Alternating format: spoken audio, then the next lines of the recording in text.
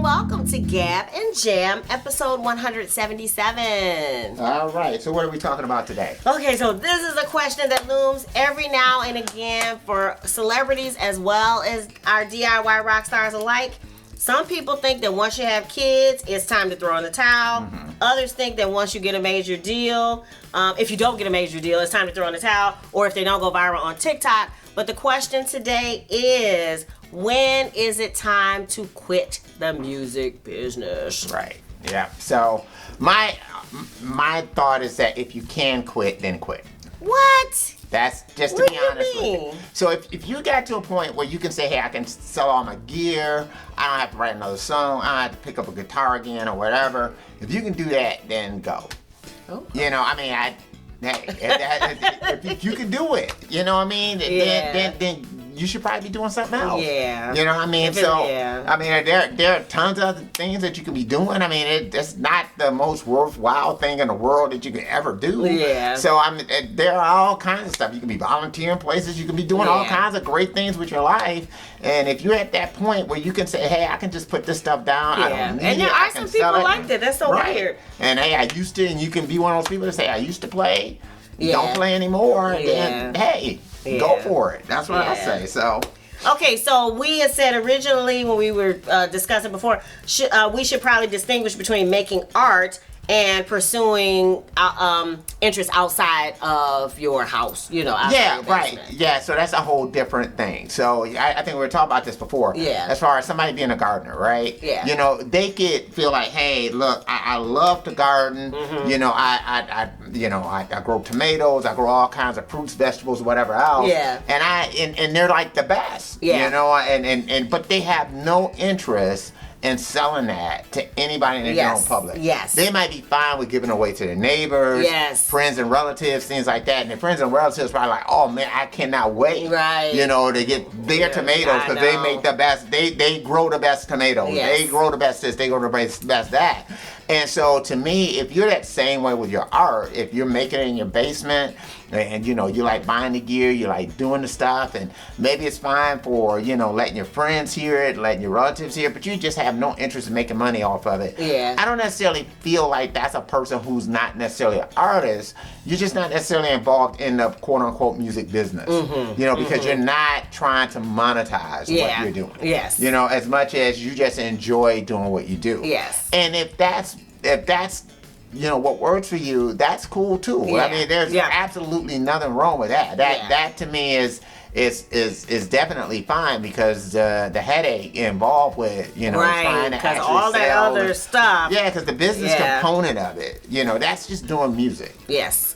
So that business component of it is a completely different thing. And that's sometimes the business can overtake. You talk about the word music. The words music business. Business has more letters. The music does. And when you really try to pursue it, it is actually more of that than it is the other. So yeah, I mean that's the way I kind of look at it from that perspective. So. And then the second thing we talked about was you have to decide what your idea of success is, and this is something we keep circling back to. Yeah. Is that you have to decide for you. Yeah. If you're trying to make it overnight and have agents calling your house and all that, then you might be more disappointed managing your expectations because if it doesn't happen overnight and you feel crushed. Right. But even is that enough? So is that enough to make the you agent's quit? Calling you, is that enough to consider yourself a success? A success, right? I mean, so what is it? Is it doing it where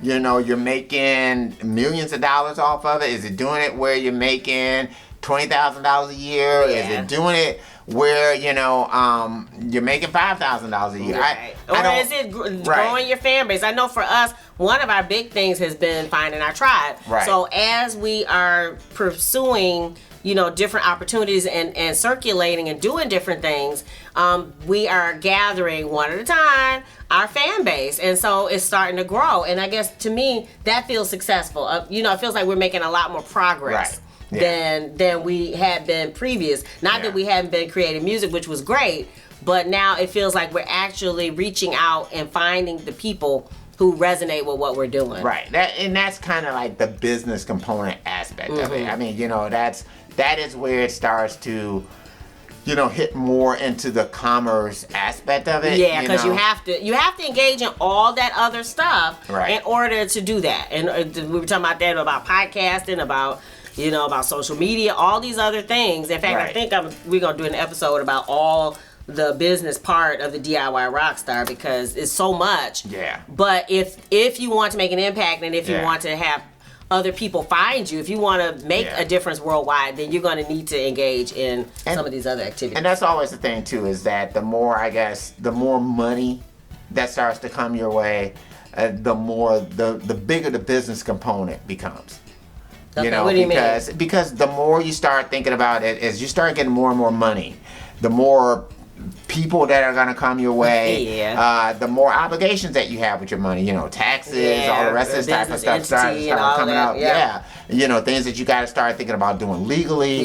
Just all kinds of other aspects that kind of become very prominent the more money that you start making. And so that's the thing too, is that business word gets bigger and bigger. As you start you start making more money, more deals, all the rest of that kind of stuff. That business component starts taking on a lot, and then that's when you start having to think about building a team, and the rest of this stuff, because now all of a sudden you have your artistry part, but this business part might start to subsume that's true. That. If it's taking all your time and you're never able to create, then you're probably it's probably time to start figuring out ways. Then you start putting together a team, and then that brings in its own other pitfalls as far as making sure you get people that you can trust. That you understand the deals that you're signing. I was about to say, we're in the middle of doing it now, trying to find a publicity company, and just even navigating finding one to build a team is now starting to take on a little bit of a life of its own. We thought it was going to be as simple as flipping through the people who we knew and picking one and just calling them, and it's not. So and sometimes that's the thing you have to think about when you start thinking about hey, do I want to be big time or not? Is that sometimes it's like you might like being smaller, just simply because of the fact that you can put more into your artistry. You have to worry less about the business component. It's enough, where you feel like, hey, even if I have to supplement my income with a job or whatever, I enjoy where I'm at. I enjoy what I'm doing. And that's why this kind of philosophical struggle as far as how you define success and not letting other people define it for you makes a difference, because you kind of have to weigh your own happiness with your idea of success, because sometimes in trying to achieve other people's idea of success, you may lose your own happiness, and you may lose the joy that you had in what you were doing. That's the way it was for us with the house music. But anyway, it's another story for another day. And so what we were saying is, you were referring back to the Prince quote where he says, they asked him when he was going to retire, and he said never. And so our thing is, if you love it, why would you stop? Why would you, if you love music and you love getting your music out, why would you ever stop? Because I'm saying that whether the music comes out or not, I think the songs are still going to be written. And so that's the whole aspect of it, is that might not even want to do it or whatever else, but the ideas are still coming. And so if the ideas are still coming, then there's still like this thing of saying, okay, I'm going to be motivated to put down the idea. So if that's kind of where you are, with what you do in music, then you just kind of have to decide for yourself, okay, do I want to be this person who wants other people to hear it, or do I want to be this person that doesn't want Yeah, other people just to like we hear were it? talking about earlier. Right. But you don't have to stop just because Right. you don't want to pursue the business part of it. Right. And then finally, we were talking about before that it seems like people age out more.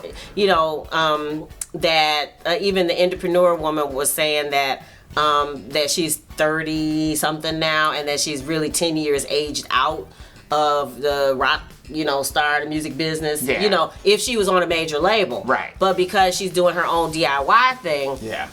hey, she's loving it, and she's just moving along. Right. But so that is something to consider, that if you are pursuing a quote unquote normal music business model, Right. that if you that there's a possibility you could age out. Whereas if you're doing the DIY rockstar, you never have to stop. Right. I mean, because the major labels have a certain formula that works for them. You know what I mean? And so, I mean, you can bash on it, you can hate it all you want, but for them, this is something that's tried and true. This is a business model that works for them. And so, more than likely, you're not going to change it. I don't care how much you get upset about it, and you feel like, oh yeah, they should be looking at people over 50 or over this, or whatever. But they're not. Right. It's not. Right. That's not the way that their business model is built. And to the extent that that's the, if you don't fit within their demographic and you're trying to be that artist, then, I mean, you just need to be realistic with yourself. Yeah. That, hey, it's probably not going to happen with a major label. The question is, do I want to do it myself? Yeah. That you have to ask that question. Or if I am going to do it, you have to understand you might have to serve in the music business in a different capacity. Maybe you have to be a songwriter. Maybe you have to be somebody who opens up a studio and have people come through and record, things like that. You might have to go behind the scenes. Yeah. Just simply because, again, the music business model that's out there that they use is that, hey, we go for you. Yeah. That's what they do. Yep. So. Yep. What do you think? What do you think is a good reason? When do you think it's time to quit the music business? We'd love to know. Leave it in the comments below. What else? Sugarfit. So Sugarfit is streaming everywhere. Spotify, Apple Music, wherever that you might stream music, just go for it. We're on Bandcamp, we're at CD Baby. You can hit us up for the CD, whatever you want to do. We got t-shirts. Yes. Everything that's dealing with Sugarfit, all things Sugarfit, you can always get it from us. And we have a Nashville trip coming up, but we'll talk about that more next episode. If you dig the vibe and you want to be part of the tribe, be sure to subscribe. We're wishing you love, peace, and chicken grease.